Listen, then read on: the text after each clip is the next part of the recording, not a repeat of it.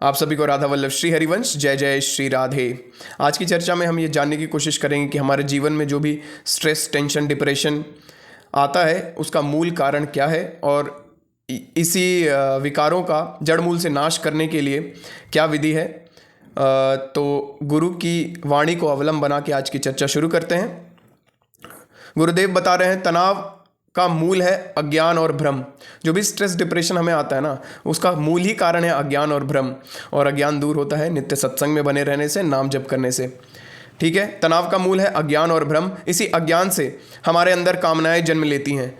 जब तक जीवन में हमारे सत्संग नहीं होगा तब तक हमारे को यही लगते रहेगा कि भाई ये संसार में ही सुख है कहीं।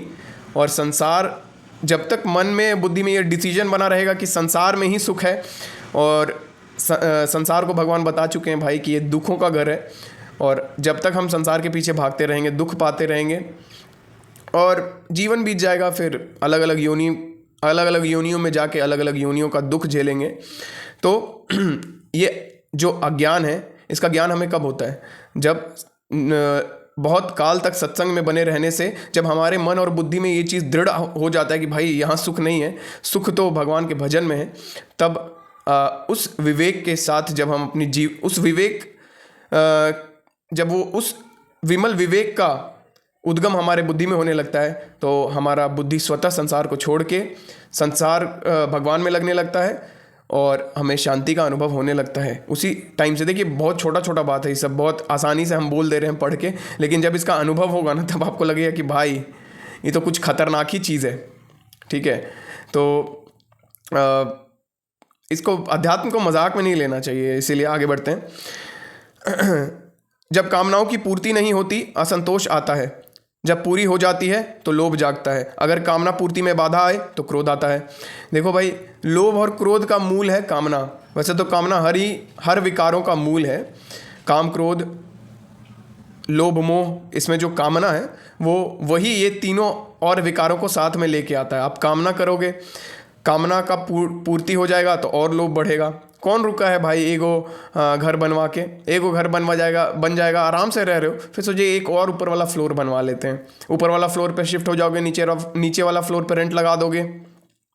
फिर सोचोगे कि यार पैसा आ गया है, क्या करें यार, नीचे रेंट आ ही रहा है, एक और फ्लोर ऊपर बना देते हैं, बढ़िया स्टेबल मनी आने लगेगा। एक और ऊपर फ्लोर बना दिए। एक गाड़ी है भाई 5 सीटर, पहले गाड़ी नहीं था, बहुत दुख था, 5 सीटर खरीद लिया। अरे यार, दिक्कत हो जाता है यार, सामान ठीक से नहीं लोड हो पाता है। और बताओ, कहीं कभी कोई गेस्ट आ गया तो उसके साथ जाना हुआ, तो 7 लोग वाला गाड़ी तो चाहिए। तो एक 7 लोग वाला गाड़ी ले लिए तो भाई एक वो गाड़ी में काम नहीं चलेगा। मान लो कि दोस्त के साथ कहीं जाना हो और मतलब फैमिली बड़ा हो, आप अपनी फैमिली को भी लेके जाना हो, अपनी पत्नी का भी फैमिली को लेके जाना हो, तो 2 गाड़ी तो चाहिए भाई। तो पैसा जैसे जैसे आते जाएगा भाई, आपका कामना बढ़ते चला जाएगा, रुकेगा नहीं कभी। ठीक है, और उसी कामना की पूर्ति में जब बाधा आएगा तो क्रोध होगा, और जब कामना पूर्ति हो जाएगी तो वैसे ही जैसे हम आपको बताएं वैसे लोभ बढ़ता चला जाएगा, असंतोष। और कामना की पूर्ति नहीं होगी तो असंतोष, दुख, स्ट्रेस। तो कामना करना ही क्यों? प्रारब्ध अनुसार जो चीज़ मिला उसको भोग करना है। आगे बढ़ते हैं। जब क्रोध होता है तो क्या होता है? क्रोध हमारी बुद्धि और स्मृति को मलिन कर देता है। भाई क्रोध तो बहुत खतरनाक चीज़ है भाई, हमारे भजन को, मतलब क्षण भर में भजन को नाश कर देने वाला है भाई। मन को इस दुर्गति में पहुंचा देने वाला है ना भाई, कि मतलब समझो कि जीवन को ख़त्म कर देने का मन करने लगता है। ऐसा ये क्रोध का जो फलीभूत रिजल्ट आता है, जब आप क्रोध किसी पे कर दो, उसके बाद जो इसका रिजल्ट आता है वो बहुत भयभीत करने वाला होता है। तो भाई क्रोध से आप लोग बचिए, नित्य सत्संग में बने रहिए, नाम जप करिए, तो ये सब पे स्वतः कंट्रोल आने लगेगा। एक एक करके आप ठीक करने जाओगे, कुछ ठीक नहीं होगा। लगातार नाम जप करो, सत्संग में बने रहो, अपने आप सब आपको खुद पता चलने लगेगा। भगवान में अपना समर्पण कर दो भाई। माया के विकारों पे अपने बल से नहीं विजय प्राप्त किया जा सकता भाई। तो भगवान को खुद को सौंप दो। भगवान यही पूरे जीवन काल में बस आपको यही एक काम करने के लिए तो भेजे हैं कि भाई खुद का समर्पण मेरे पे कर दो। मेरे पे भरोसा करके अपने इस भौतिक जगत का भी टेंशन और अपने पारमार्थिक जगत का भी टेंशन मेरे सहारे छोड़ दो। और जब आप ये चीज़ छोड़ोगे ना, तभी आप प्रेजेंट का आनंद ले पाओगे। आदमी बोलता है कि आप प्रेजेंट का मजा लेना चाहिए, प्रेजेंट। अबे भाई, असली मजा प्रेजेंट का ना, जो भगवान का भजन कर रहा है वही ले रहा है भाई, नहीं तो सब तो फ्यूचर और पास्ट का ही टेंशन में परेशान है। इसलिए भजन कर लो भाई, भजन कर लो। ये सब गुरुजन ऐसे ही नहीं बोल रहे हैं, ये जो कहना सुनना है ऐसे ही नहीं है, नहीं तो ऐसे ही मानने वाले लोगों को क्या ही कहना भाई, उनको माया ही अच्छा लगता है, कोई बात नहीं।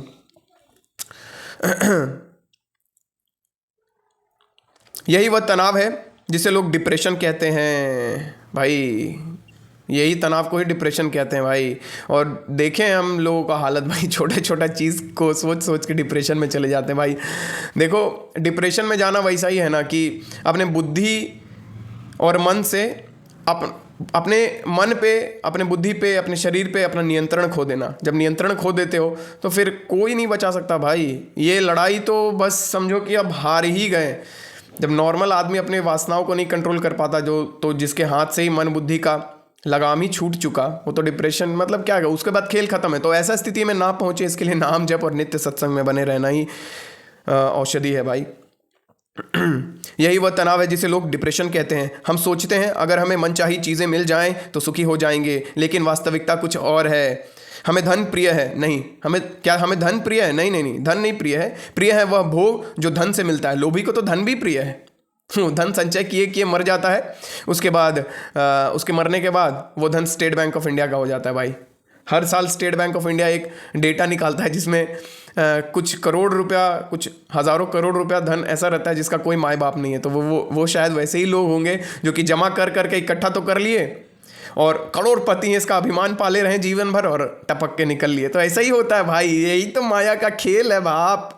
इसी माया से निकलने के बाद, इसी माया जब भगवान का कोई भजन करने लगता है तो इसी माया को देखने लगता है दूर से कि यार कितना बहुत खतरनाक जगह फंसे थे, अब तो निकल गया, अब तो मज़ा ही मज़ा है। तो क्या हमें धन प्रिय है? नहीं, प्रिय है वह भोग जो धन से मिलता है। रुपया प्रिय नहीं, रुपया से मिलने वाली सामग्री प्रिय है। हम जो चाहें उसे भोग सकें, जहाँ चाहे जा सके, यही सुख है, ऐसा मानते हैं। लेकिन सोचिए जिनके पास यह सब है क्या वह तृप्त हैं? नहीं नहीं नहीं।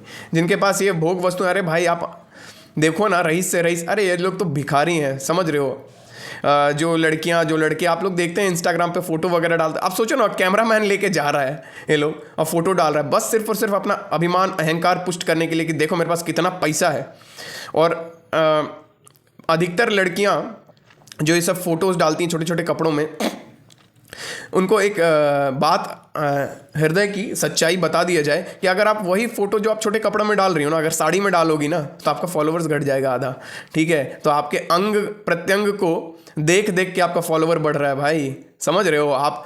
क्या बोलते हैं उसको, हबसी जो नहीं होता, सिर्फ भोगों में पड़ा हुआ, वासना में, लड़कियों को भोगने की वासना में पड़े हुए ऐसे लड़कों को आप आकर्षित करती हो। तो आप समझ रही हो, भेड़ियों को आकर्षित कर करके आप पैसा बटोर रही हो और मनाली बीच और बाली बीच और गोवा बीच पे फोटोज़ जा के डाल रही हो। तो ये सब क्या है भाई, नाटक, एक बस माया का प्रपंच। तो भाई ऐसी लड़कियों को देख के कोई हमारी माताएं बहनें इंस्पायर ना हो, इन्फ्लुएंजर ऐसे नर्क में ले जाने वाली औरतों को देख के हमारी माता बहनों से, आप सबों से अनुरोध है कि आप ऐसे लोगों को देख के इन्फ्लुएंस ना हो, भगवत भजन करें भाई, जीवन का परम लाभ उसी में है। आगे बढ़ते हैं, नहीं तो टेंशन डिप्रेशन से हम कभी नहीं निकल सकते भाई। संसार के पीछे, संसार के लोगों को सुख भोगता देख के और सोचोगे कि वही जो सुख भोग रहे हैं, वही जो दिखावा कर रहे हैं, भाई जब दिखावा है भाई, वो लोग भिखारी हैं, अटेंशन के भिखारी हैं वो लोग,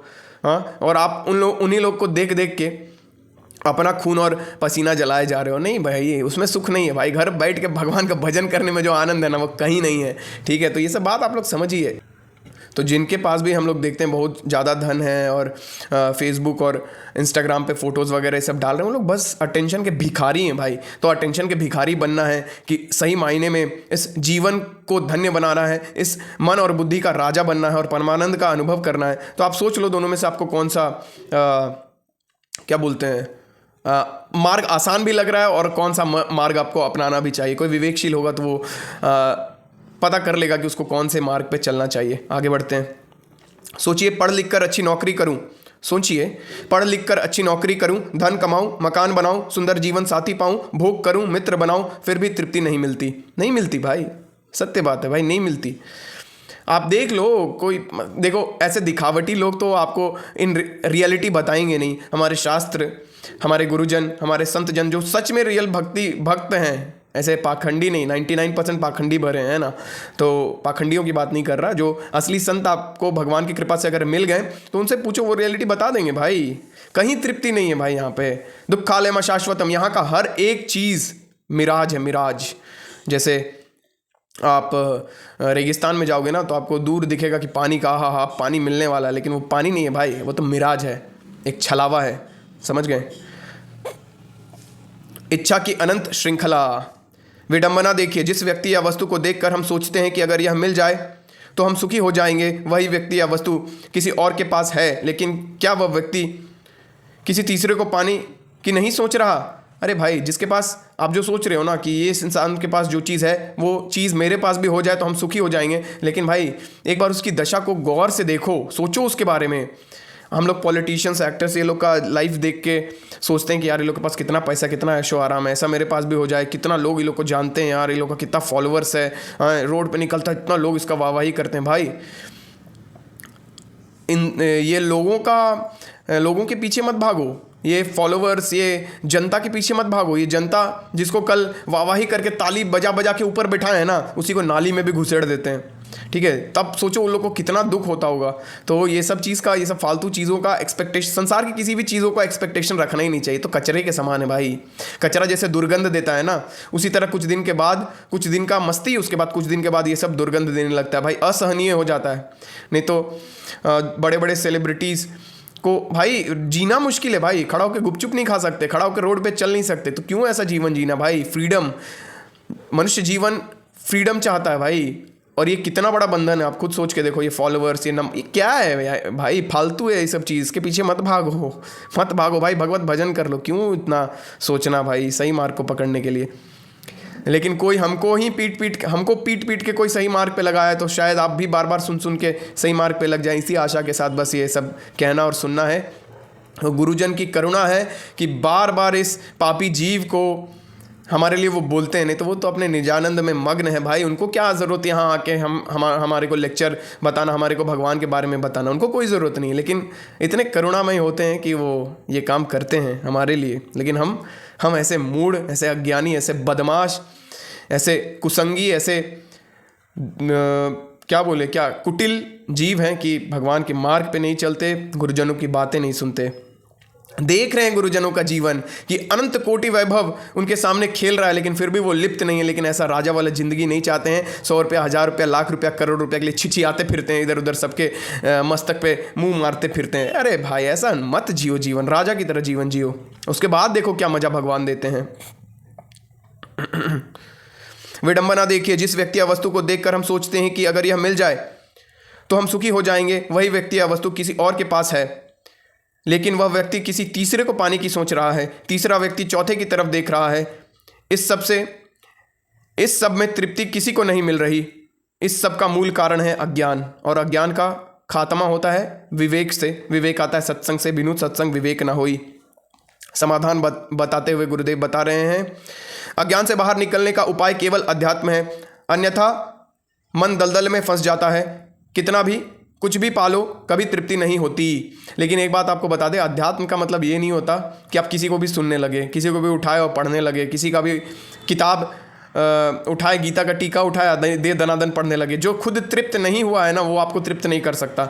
जिसको खुद भगवान का अनुभव, लेश मात्र भी अनुभव नहीं हुआ है, वो आपको तृप्त नहीं कर सकता भाई। तो भगवान से प्रार्थना करो कि सच्चे संत, सच्चे भक्त आपके जीवन में आए। नहीं तो भक्त के नाम पे 99.99% मतलब 100 में से कोई एक भी आपको नहीं मिलेगा जो सच्चा भगवान के मार्ग में चल रहा है भाई। कोई लाखों में एक मिल जाए तो मिल जाए, उसको सुनोगे, उसको पढ़ोगे, उसको जानोगे, उसके दिखाए मार्ग पे चलोगे तो ही तृप्ति मिलेगी। ऐसे आंडू पांडू गांडू लोग के बातों में फंसे रह जाओगे तो बस हो गया, फिर तो बकरा खस्सी चढ़ाते रह जाओगे, मंदिर मंदिर भटकते रह जाओगे, धाम धाम घूमते रह जाओगे, कुछ नहीं हासिल होगा सिवाय अंधकार के, अहंकार के। आगे बढ़ते हैं,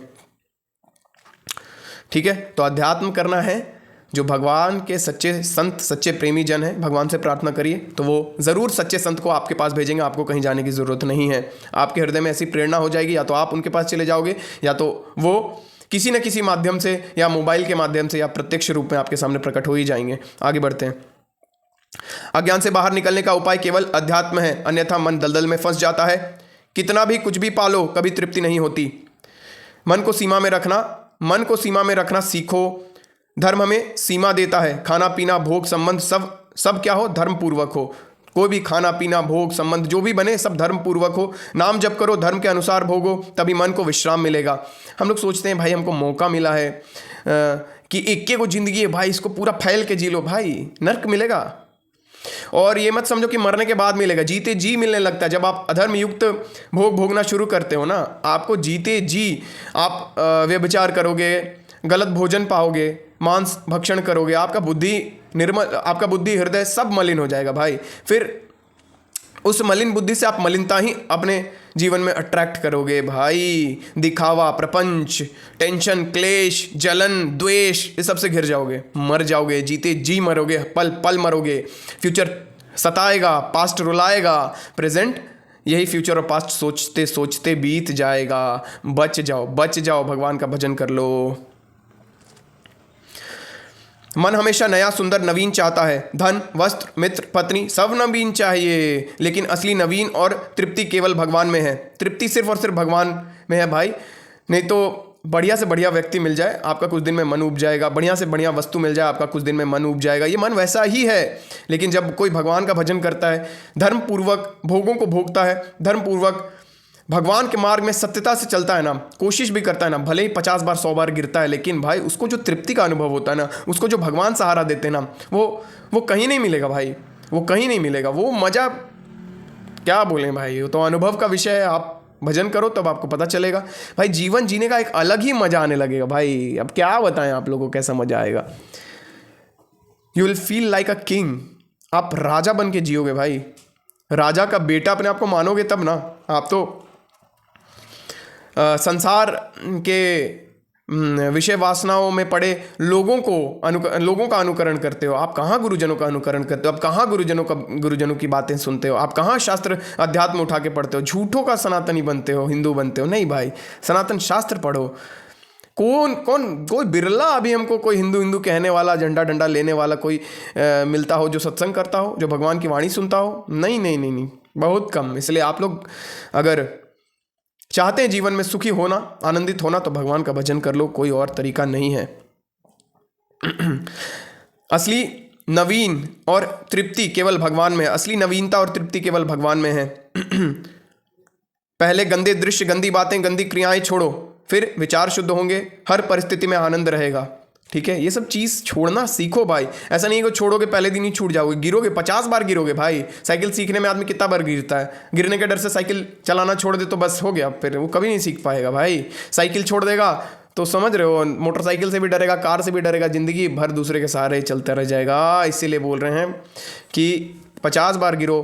ये मन ऐसा है ना भाई कि आप कोई चीज़ अच्छा काम करने जाओगे, अच्छा संकल्प लोगे, और शुरुआत दौर में आपको बहुत ज़्यादा गिराने लगेगा, फिर इसका गिरने का इंटेंसिटी कम होने लगेगा भाई। कोई ये सोचता है कि नहीं आज हम हस्त मैथुन नहीं करेंगे भाई, वो सोचा और कर लिया, 1 बार कर लिया, 2 बार कर लिया, 3 बार कर लिया, हृदय बहुत जला।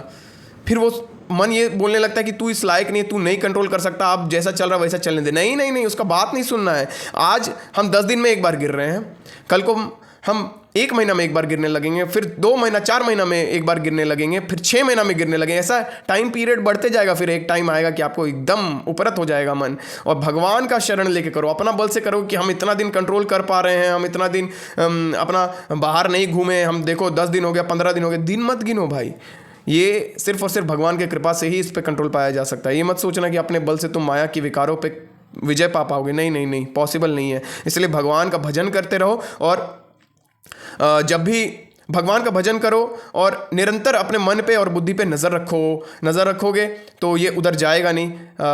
काम वासनाओं का चिंतन मत करो, ऐसे दृश्य मत देखो जो कि काम के तरफ प्रेरित करती हो। तो ऐसे करते करते धीरे धीरे आने लगेगा भाई, एकाएक नहीं आएगा भाई। ये मत समझो कि आज ही बीज डाले हो कल एकदम धनाधन बरगद जैसा वृक्ष का पेड़ खड़ा हो जाए या आम का पेड़ खड़ा हो जाए, फल देने लगे। नहीं भाई, उसको बीज डालो, उसको देख रेख करो, उसको सिंचन करना पड़ता है, उसका देखभाल करना पड़ता है, तब जाके फल आता है भाई। ऐसा हलवा थोड़ी है भाई, हलवा थोड़ी है भगवत भजन कर लेना, नहीं नहीं। लेकिन हम ये भी नहीं बोल रहे कि आपका किए बिना कोई उपाय है, नहीं नहीं, आप करो और भगवान पूरा सहाय होते हैं भाई। ये तो मेरा अनुभव है भाई, भगवान पूरा सहाय होते हैं, अपने बल से नहीं जीता जा सकता भाई, हम तो ये आपको बता दे रहे हैं, ठीक है। पहले गंदे दृश्य, गंदी बातें, गंदी क्रियाएं छोड़ो, फिर विचार शुद्ध होंगे, फिर हर परिस्थिति में आनंद रहेगा। ओवर थिंकिंग छोड़ो, आज जो सामने है उसका स्वाद लो। कैसे ले पाएंगे आज जो सामने है उसका स्वाद? प्रेजेंट का स्वाद कैसे ले पाएंगे? जब हम फ्यूचर और पास्ट का चिंता और भय छोड़ेंगे तब तो। फ्यूचर और पास्ट का चिंता और भय कौन छोड़ पाता है? जो भगवान के आश्रित हो गया, जो भगवान और गुरुजन के आश्रित हो के भगवान का नाम जप में लग गया, भगवान की सत्संग सुनने में लग गया, वो सिर्फ और सिर्फ वही, और कोई नहीं, कोई नहीं, कोई नहीं, कोई नहीं। इसके सिवा और कोई मार्ग नहीं है भाई। अगर कोई मार्ग है तो जाओ दूसरे के पास, भगवान के संत भक्त के पास मत आओ, शास्त्र के पास मत आओ।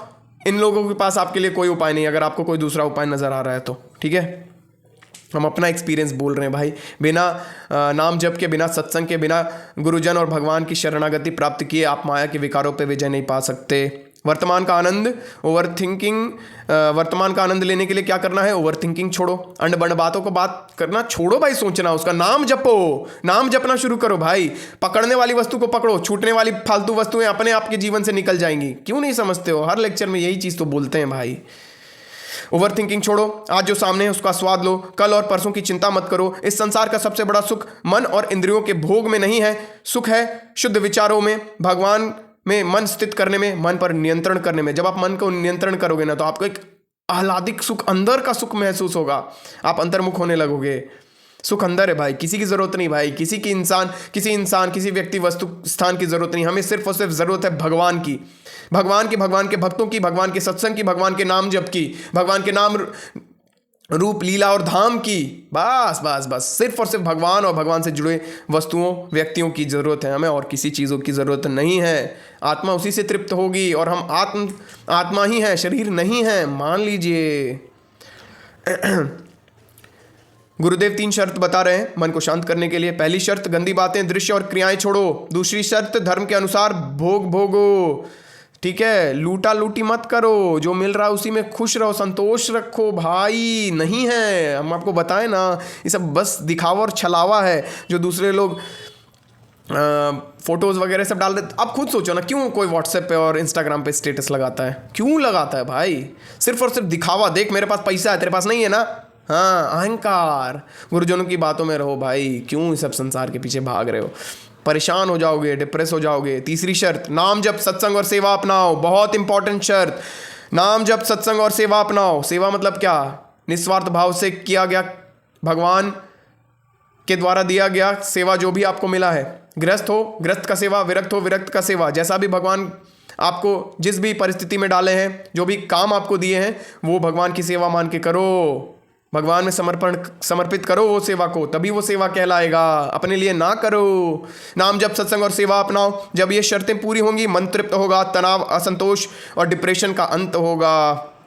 तनाव, चिंता और डिप्रेशन का एक ही उपाय है, भगवान का नाम और अध्यात्म में स्थित होना। अध्यात्म में स्थित कैसे होगा? नित्य सत्संग करने से होगा। बाकी सब माया का खेल है। बाकी जितना भी आपको कोई बोल रहा है कि मेरा क्लास ज्वाइन कर लो 99 रुपया में, गैस्ट्रोटॉक का ये पहन लो, क्या बोलते हैं, ब्रेसलेट डाल लो, ये टांग लो, जंतुर बंधवा लो, ये मंदिर हो आओ, ये मस्जिद हो आओ, कुछ नहीं होगा, कुछ नहीं होगा। बिना भजन के कुछ नहीं हो सकता भाई। इसलिए नित्य सत्संग करिए, नाम जप करिए, भगवान के नाम रूप लीला धाम में अपने हृदय को, अपने मन को, अपनी बुद्धि को गुरुजनों के चरणों में समर्पित करने का प्रतिपल चेष्टा करते रहिए। और भगवान से नित्य प्रार्थना करिए सच्चे हृदय से कि प्रभु बहुत हुआ, अब मेरे को अपना उद्धार करना है। हमने कहीं से सुना है कि आप में ही आनंद है, संसार में आनंद नहीं है, बहुत दुख हो रहा है हमको। ऐसा करके भगवान से प्रार्थना करिए। भगवान ये प्रार्थना कभी इग्नोर नहीं करते। ये तो संतों गुरुजनों का दृढ़ विश्वास है कि ऐसी अपने उद्धार की, अपने अपने आप को सतमार्ग में चलाने की प्रार्थना भगवान कभी इग्नोर नहीं करते। स्वार्थ की प्रार्थना को भगवान इग्नोर कर देते हैं कि भाई ये सब स्वार्थ मेरे सामने, मेरे से कचरा मांगने आ रहा है, तो इग्नोर कर देते हैं कि हम क्यों आग का गोला इसके हाथ में दे दें इसके मांगने पे, ये थोड़ी जानता है अपना भला। तो जो लोग सच्चे हृदय से भगवान के सामने प्रार्थना करते हैं उसका भगवान प्रार्थना सुनते ही सुनते हैं। तो आप लोग नित्य सत्संग में बने रहिएगा, नित्य नाम जप करिएगा। एक आसन पे बैठ के नाम जप करिए, कुछ देर आसन पे बैठ के करिए, ये नहीं कि चलते फिरते कर रहे हैं। इतना हम लोग सिद्ध नहीं हो गए कि चलते फिरते हमारा भजन होने लग रहा है भाई। आप चलते फिरते नाम जपोगे, अरे यार कितना सुंदर गाड़ी है यार, लाल रंग का गाड़ी है थार, हमको कब आएगा मेरे पास, और इधर चल रहा है राम कृष्ण हरि लाल थार। अरे लाल थार कहाँ से आ गया? अरे आप लाल थार देख रहे हो। इसलिए एक स्थान पे, एक समय पे, एक स्थिति में और एक पोस्चर में बैठ के नाम जप करने का प्रयास करिए। लाभ होगा ही होगा, क्यों नहीं होगा भाई? करते हैं नहीं और मतलब बिना किए सोचते हैं कि जीवन का सुख पालेंगे, ऐसा नहीं हो सकता भाई। तो इसी मंगल कामना के साथ कि आप लोग नित्य सत्संग में बने रहेंगे, नित्य नाम जप करेंगे और भगवान की चरण शरण की आश्रय हो जाएंगे। आपसे नेक्स्ट वीडियो में मिलेंगे। आप सभी को राधा वल्लभ श्री हरिवंश। जय जय श्री राधे।